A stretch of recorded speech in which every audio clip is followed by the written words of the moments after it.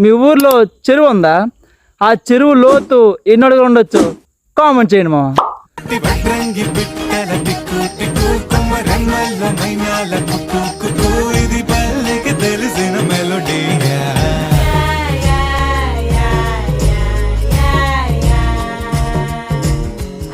ముగ్గులు ముంగిళ్ళు ప్రేమలు నట్టిళ్ళు చూడగా చాలేనా రెండే కళ్ళు పువ్వులు పుప్పొళ్ళు పంటలు నూర్పిళ్ళు పండగలు తిరనాళ్ళు ఈ పచ్చిగారి జోలలు నచ్చనోళ్ళు లేరట.